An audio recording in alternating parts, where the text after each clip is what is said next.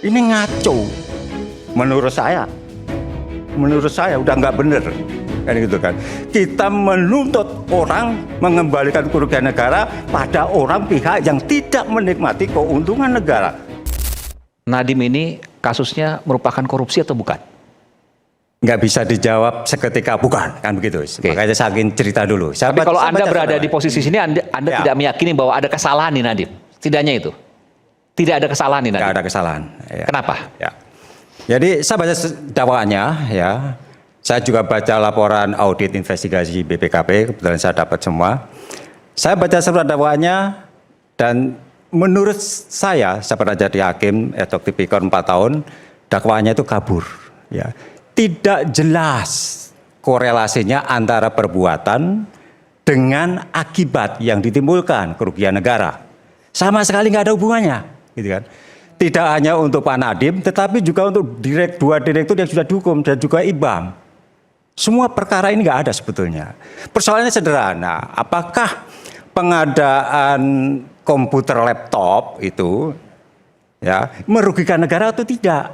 Jawabannya? Ya, tidak ada. Tadi Pak. Tidak ada. Ya, Pak Agung kan sudah cerita. Kenapa meskipun saya ada laporan BPKP itu? Kenapa saya sampaikan seperti itu? Menurut saya metodenya yang tidak tepat. BPKP tidak tepat metodenya? Tidak tepat. Saya baca. Ya. Jadi BPKP itu auditornya menghitung itu di tingkat produsen harga pokoknya berapa ditambah margin. Kemudian ketika masuk ke distributor itu harganya berapa ditambah margin. Pertanyaan saya, sejak kapan BPKP diberi mandat untuk menentukan margin? Kan begitu. Jadi ini yang nggak masuk akal. Saya masih bisa menerima kalau produk itu sifatnya spesifik, tidak ada di pasar, itu bisa digunakan. Misalnya proyek pemerintah bangun jembatan, mangkrak nggak jadi, nggak ada harga pembandingnya, itu bisa digunakan. Nggak ada orang jualan jembatan. Nggak ada yang jualan. Itu nggak ada. Produk komputer ini dijual di pasar, ya. Dan mohon maaf, ini kan belinya lewat e-katalog. Terbuka lah, Ya, gampang terbuka, nyarinya. e-katalog. Bandinginnya gampang. Ya, e-katalog itu termasuk program pencegahan korupsi yang di-endorse oleh KPK. Ya, tujuannya apa? Supaya pengadaan barang dasar itu cepat, tidak perlu lagi panitia lelang, ya, tidak perlu lagi menyusun HPS. Nah, transparan. Dan kemarin Ketua LKPP pun menyebutkan dia sudah melakukan survei di lapangan dan harga yang masuk e-katalog itu harga yang paling rendah. Lalu pertanyaannya, loh di mana kerugian negaranya? Oke. Kan begitu. Nah, kalau kerugian negara yang dihitung BPKP itu dengan menggunakan harga pokok atau harga proses ditambah margin, distributornya juga ditambah margin, praktis semua instansi pemerintah yang membeli komputer yang sama ada kemahalan harga. Pasti. Gitu. Apakah korupsi? Kan begitu pertanyaannya.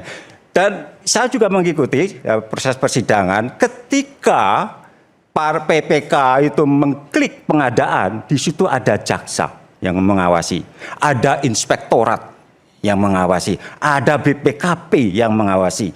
Apakah dalam proses persidangan ketiga orang ini diperiksa? Enggak. Harusnya dimintai keterangan loh. Kamu hadir di sana itu kedudukanmu sebagai apa? Harusnya kan quality assurance. Nah, mohon maaf nih, di dalam aksioma audit investigasi ada mengatakan begini, fraud korupsi itu sifatnya tersembunyi, ya. Kalau kejadian pengadaan Chromebook ini itu semua orang tahu, Pak. Terang benderang.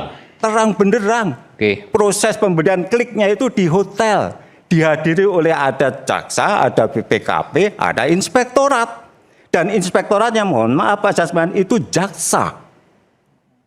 Jaksa. Pertanyaannya, kenapa kejaksaan tidak meriksa inspektorat? Apa yang saudara kau lakukan? Dia tidak menemukan apapun loh. Tidak ada penyimpangan apapun pada saat pengadaan laptop. Nah, ini dikait-kaitkanlah dengan apa itu investasi Google dan lain sebagainya. Menurut saya itu cocokologi. Otak-atik gatuk. Nggak ada hubungannya, Pak. Gitu. Persoalannya itu apakah kebijakan menteri terkait dengan program digitalisasi pendidikan yang di sana itu dibutuhkan komputer itu sudah berhasil atau tidak? Di putusan disebutkan di daerah 3T itu tidak memberikan manfaat maksimal karena tidak ada jaringan internet. Nah, saya mencoba mengkaitkan dengan proyeknya atau program Kominfo terkait dengan pembangunan BTS. Dan kita tahu pembangunan BTS itu mangkrak. Mangkraknya di mana? Justru di daerah-daerah yang terpencil. Kan begitu. Kasusnya kan itu. Ya. Apakah itu ada hubungannya atau tidak? Ya. Misalnya seandainya BTS itu terbangun dengan baik, apakah komputer Chrome itu bisa mengakses, ya, bisa digunakan dengan baik? Dan kesimpulannya pun menurut saya juga nggak benar. Kalau yang dipersoalkan itu hanya komputer yang di daerah 3T, kenapa semuanya kemudian dijadikan masalah 100%, kan begitu? Ini kan juga nggak pas. Kerugian negara itu ya di mana ada masalah, disitulah yang dihitung. Yang nggak ada masalah, ya harusnya nggak dihitung. Karena ini nggak total. Dan ada juga, saya baca di dakwaan itu ada keanehan, kejanggalan. Pasal 2, pasal 3 umumnya itu adalah pihak yang diperkaya mendapatkan keuntungan itu biasanya juga masuk di dalam proses pendakwaan. Karena apa? Ketika hakim memutuskan ada kerugian negara, ya, ada penguntungan pihak lain, orang yang menerima keuntungan itulah yang harus mengembalikan kerugian negara. Kan begitu. Nah, dalam proses pengadaan laptop ini, siapa yang diuntungkan? Para vendor loh. Para vendor laptop. Tetapi kenapa yang disuruh mengembalikan keuangan negara, kerugian negara? Nadiem. Nggak nyambung sama sekali. Putusannya itu nggak nyambung sama sekali. Gitu kan. Siapa pihak yang diuntungkan? Itulah yang kemudian di dalam putusan yang harus mengembalikan kalau keuntungan itu diperoleh secara melawan hukum. Kan begitu. Makanya kemarin majelis hakim juga mengatakan tidak bisa dia memenuhi tuntutan jaksa terkait pengembalian kerugian negara 1,5 triliun. Karena apa? Yang diuntungkan itu korporasi-korporasi yang menikmati keuntungan dan tidak ada dalam surat dakwaan. Kan begitu? Nggak ada. Bagaimana dia akan diminta mengembalikan kerugian negara? Salahnya aja nggak jelas. Kan begitu. Salahnya apa? Nggak ada Pak di dakwaan itu. Nggak ada sama sekali. Dan nggak hanya persoalan ini saja, perkara Pertamina itu juga sama. Konstruksi hukumnya sama. Ini ngaco.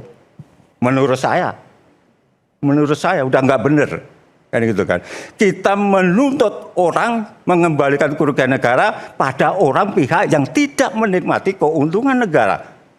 Yang disebabkan karena timbulnya kerugian negara. Kan itu. Kerugian negaranya pun itu tadi saya sampaikan. Perhitungannya metodenya nggak pas. Nggak pas Pak, gitu kan.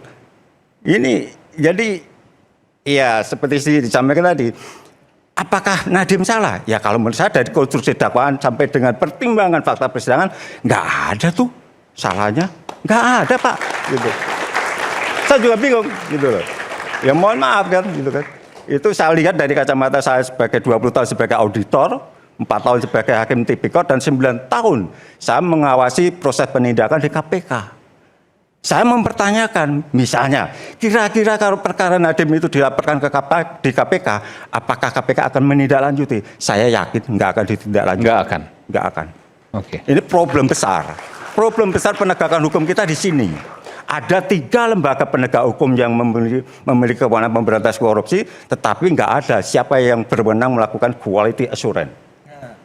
Jadi bisa timpang, bisa jadi perkara yang di KPK nggak ditindaklanjuti, di instansi lain ditindaklanjuti, atau instansi lain itu menjadi perkara korupsi, tapi kalau dilihat dari kacamata KPK, ini bukan korupsi.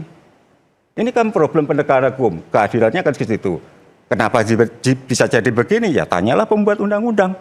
Kan gitu kan. Kenapa masih dipertahankan 3 penegak hukum yang memiliki kewenangan yang sama? Tetapi tidak ada yang menjadi quality assurance. Supaya apa?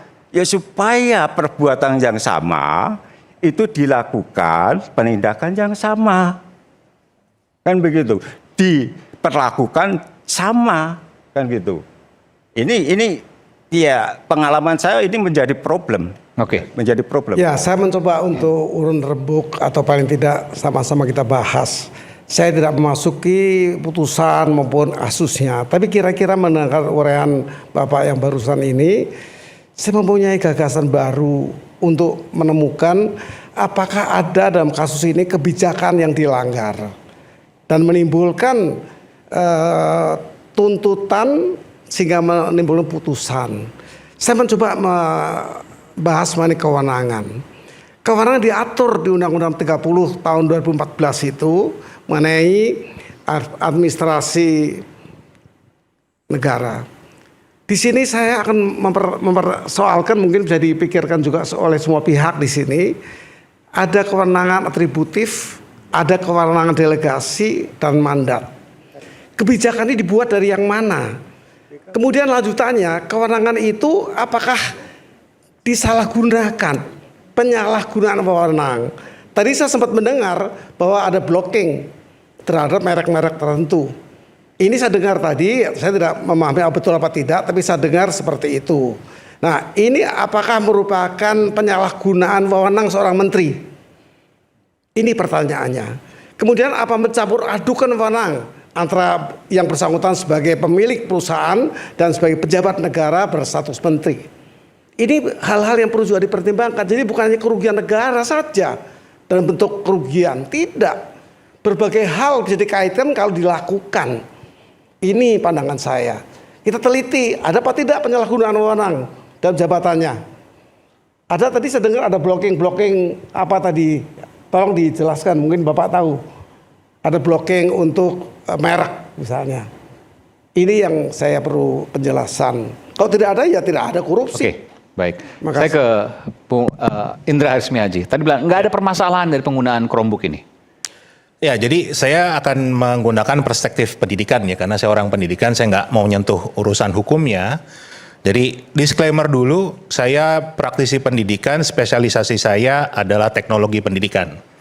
Salah satu program yang saya pernah tangani adalah program One Bestarinet, yaitu program yang tadi disampaikan oleh Prof. Gayus, pengadaan Chromebook di Malaysia yang diadakan sejak tahun 2011. Itu menyasar 10.000 sekolah yang harusnya diselesaikan selama 15 tahun, ya, tetapi dihentikan baru di tahun ke-8, 2019 dihentikan. Atas kebijakan Nadiem ini? Bukan, ini kita Chromebook? ini Chromebook di Malaysia. Oh, Malaysia. Di Malaysia, One Bestarinet ini Malaysia. Oke. Kenapa dihentikan? Karena yang harusnya proyek ini ada 3, membangun BTS di tiap sekolah untuk 4G, memberikan yang namanya Frog Learning Environment, itu LMS-nya, dan Chromebook. Setelah 8 tahun berjalan, ternyata adopsinya, bagaimana sekolah memanfaatkan teknologinya itu di bawah 5%. Jadi di stop. Karena kalau diteruskan, yang rugi adalah rakyat Malaysia kan. APBN mereka terbuang sia-sia, uangnya begitu banyak, ya kan. Tetapi nggak ada manfaatnya, adopsinya hanya 5%. Beli Chromebook di Malaysia nggak dipakai, kurang lebih gitulah. Kurang lebih nggak dipakai. Kenapa? Karena dalam transformasi pendidikan itu harus 3 hal yang harus disiapkan: infrastruktur, infostruktur, dan infokultur. Infokulturnya nggak disentuh ini. Infokultur itu apa? Infokultur itu mengubah kultur. Budaya. Orang ngajar di papan tulis, itu beda dengan ngajar dengan pakai laptop. Iya, betul. Ya kan? Itu kulturnya yang tidak disiapkan, makanya dihentikan di sana karena adopsinya kurang dari 5%. Ya. Nah, ini kan pertanyaan adalah negara mana yang begitu bodohnya mau mengulangi kesalahan yang sama tanpa membuat kajian dulu dengan baik, kan itu. Itu pengalaman saya.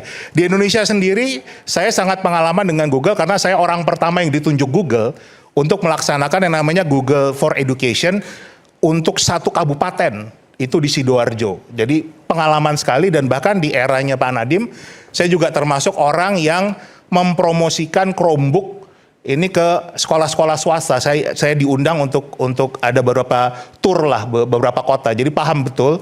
Jadi kalau tadi dikatakan Chromebook itu bisa digunakan tanpa internet, betul. Tapi analoginya kayak kita punya motor, terus ditaruhnya di panggung ini nih, muter-muter aja di sini nih, nggak kemana-mana. Itu kurang lebih kalau Chromebook tanpa internet. Oke. Jadi manfaatnya akan kecil sekali. Jadi di sini saya nggak orang mengatakan saya mewakili merek tertentu lah, nggak sama sekali. Dan saya tidak pernah punya proyek dari pemerintah ya, dari Kemendikbud sama sekali tidak. Jadi ini betul-betul. Jadi Anda menilai bahwa apa yang disampaikan oleh Bung Ari Yusuf Amir bahwa Chromebook itu digunakan secara luas dan 90% puas, Anda tidak meyakini itu? Saya sangat yakin itu karena saya Anda juga meragukan itu? Saya melakukan survei sendiri juga. Anda meragukan data itu? Iya, gitu. Karena seharusnya pasti tidak akan bisa efektif. Pasti tidak akan efektif karena di Malaysia saja yang tadi dibangun BTS itu aja nggak berjalan. Tadi Pak Alexander Pramod mengatakan gagal di 3T, pembangunan BTS-nya gagal. Ya udah pasti Chromebook-nya juga nggak jalan dong. Karena kalaupun jalan ya cuma bisa yang betul-betul sangat limited sekali. Nah ini kalau kita lihat background-nya ya, Kemudian kalau kita bicara masalah tadi Mas Agus menyebutkan tentang konflik kepentingan. Konflik kepentingan itu bisa kita hindari sebetulnya. Kalau sejarah Indonesia, kita kan selalu bicara tokoh anti korupsi itu Jenderal Hugeng. Ya kan? Jenderal Hugeng sebelum jadi Kapolri, dia kan polisi biasa. Untuk menambah income keluarganya, dia harus meminta istrinya jualan bunga, toko bunga. Tapi begitu beliau diangkat, waktu itu belum jadi Kapolri, diangkat menjadi kepala imigrasi. Apa yang dia lakukan? Stop toko bunganya. Istrinya disuruh tutup toko bunganya karena dia takut nanti ada orang yang memanfaatkan beli bunga, borong bunga untuk kepentingan urusan imigrasi. Jadi inilah yang kita butuhkan dari seorang pemimpin, apalagi yang filosofinya adalah ingarso sung tulodo, menjadi contoh, ya kan? Nah, sedangkan kita lihat tadi sudah kita bahas semua, banyak konflik kepentingan dari Pak Nadiem. Sudah dikatakan ada investasi dari Google ke perusahaannya Pak Nadiem. Itu kan sudah ada hubungan. Otomatis pasti ada atau tidak ada saling menguntungkan, tapi sudah ada hubungan nih.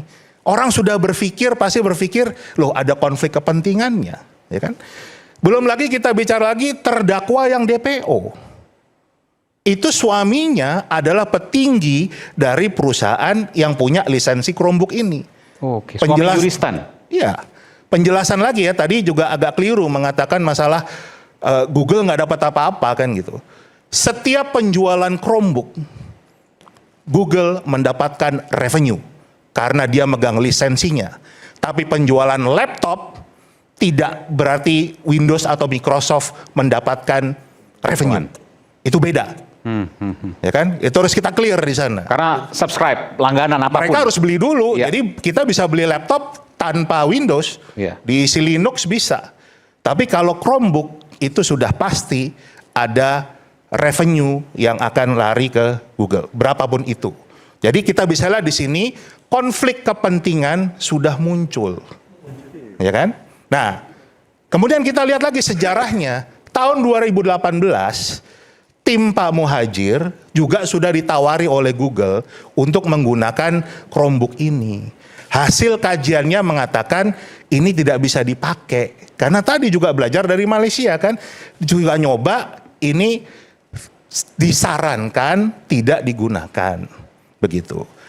Saya bulan Februari 2020 itu diundang Pak Nadiem ke kantornya bertemu 4 mata. Saya juga jelaskan problem ini.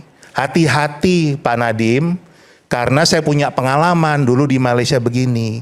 Jangan Anda memaksakan kalau Chromebook itu akan dijalankan. Ini tahun 2020 awal loh. Saya sudah mengingatkan seperti itu. Ya kan? Kemudian tahun 2020 bulan Oktober, DPR mengingat, karena sudah belanja tuh, sudah mulai belanja Chromebook. Ada itu beritanya. DPR mengingatkan ini nyebar laptop tapi nggak bisa dipakai karena jaringannya nggak ada. Itu DPR yang menyebutkan itu, ada beritanya. Bulan Juli 2021 di channelnya Gadgetin itu sudah dibahas tentang Chromebook ini, laptop spek 4 juta, harga 10 juta. Itu kan bagian dari mengingatkan kan gitu loh. Ini bahaya nih, ada kemungkinan-kemungkinan yang tadi penyelewengan dan lain sebagainya. Saya nggak mengatakan orangnya siapa, tapi kan ini sudah bentuk dari concern kita bersama. Agustus 2021, saya mengundang pakar dari Malaysia untuk kita diskusikan bagaimana sebetulnya problem Chromebook ini di Malaysia. Saya kirimkan diskusinya ke Pak Nadiem sendiri, ke tim eselon satunya, semua nggak digubris juga. September 2021 dari LBH, dari P2G, jadi organisasi guru juga mengingatkan hal yang sama. Oktober 2021 ICW memberikan juga warning yang sama tentang pengadaan ini harus berhati-hati. Ya kan? Jadi pertanyaan kita adalah sudah begitu banyak pihak yang mengingatkan, kenapa memaksakan juga? Kenapa harus juga pakai yang itu dengan angka yang begitu banyak?